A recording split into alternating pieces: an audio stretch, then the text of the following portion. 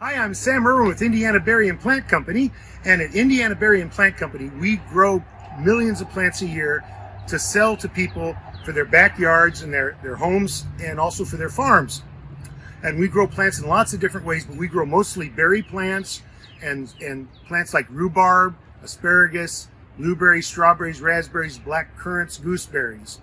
And here we are in our high tunnel, which is where we do a lot of our parent stock. And what I mean by parent stock is this is where the plants grow that we then take the cuttings off of to stick in the ground to make new plants. And although you see these great big pots back here, if you would have been here last fall, these would have been almost all the way to the roof and the plastic up here. And then we cut those down and then we stick them into little peat pots, and that makes new plants. That's one way we make new plants. We make new plants in the fields in many different ways here at Indiana Berry. Indiana Berry is north of Plymouth before you get to La Paz on the old highway. Maybe you've come by and seen our blueberries, because here we also grow blueberries, strawberries, and black currants for fruit.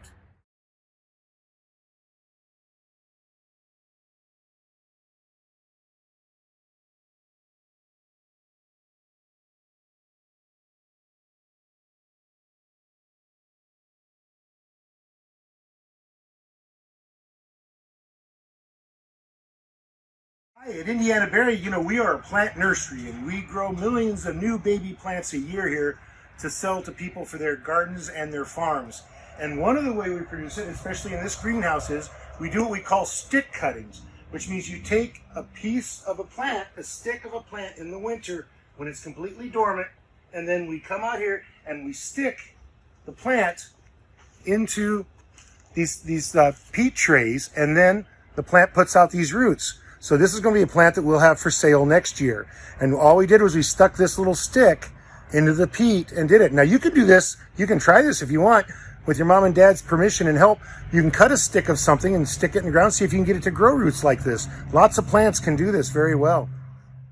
We're a nursery, and a plant nursery is a company that will grow plants and baby plants to sell to people to start in their own garden or on their own farm. And we sell about 100 different kinds of plants here to people to have for their home gardens and their farm. And if your mom and dad are going to plant, they can buy from us. And we have lots of different kinds of plants. When I talk about people about how plants, like how do you protect yourself? If you're scared, what do? You can run and hide, or you can call out to your mom and dad to come protect you. But what do plants do? What do plants do to protect themselves? What can plants do to protect themselves? This is a gooseberry. And a gooseberry, as do many plants that I know have thorns and spines on them. And this helps protect them from animals that try to eat them, because it hurts their mouth if they try to eat them. And it keeps people from getting at them too, because it hurts you if you get around them. So plants can protect themselves by having thorns on them. What we do is this is a horseradish root. Okay, and horseradish, you know what horseradish is? It's that stuff you put on that's really hot and spicy. Lots of people put on tenderloin sandwiches and such, but it's a horseradish, and it's actually made out of this root, and this root grows underground. And when it's growing underground, all the stuff on top could be eaten off by animals or killed off by a fire or anything natural or even unnatural, but yet then these will then grow up again and make a plant. So some plants like horseradish or potato or carrots, they can hide underground and then come back when the fire's over. They can still grow back, and that's how they protect themselves, is by being underground and protected by the ground. Also protects them from the really cold in the winter too. Here we are out with blueberries at the picking patch, which many of you have probably driven by before. And these are blueberries. We just got done pruning the blueberries.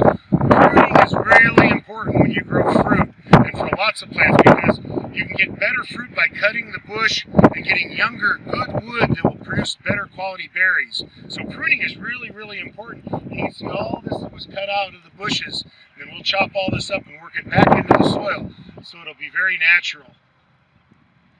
But blueberry plants, like many plants in Indiana, go dormant in the winter. And what does dormant mean? Well, it means that all the leaves fall off the trees and the bushes like the blueberry, and then they prepare for winter. And they have to go into winter, and it has to be cold and stay cold before they'll grow again. And that's how they protect. They go what's called dormancy. they go dormant, and this means they can take that cold winter that comes to Indiana, and it can get down to 15 and 20 degrees below zero, and these guys will survive because they go dormant, which means they're not growing at all. They've just started to grow again as it's in spring now, and they've just started to grow again, and it's a great time for farmers to start to see everything green up and start growing again. And then we know the plants survived the winter, and they protected themselves, and they're coming back to make more food for us. This is a blueberry bush, and it's just started to grow. And if you look at these big fat buds, you see these great big fat ones. Each one of those fat buds will grow into 4 to 6 blueberries. And then these smaller buds down here, these are leaf buds. But these will be turned into fruit, and these will turn into leaves.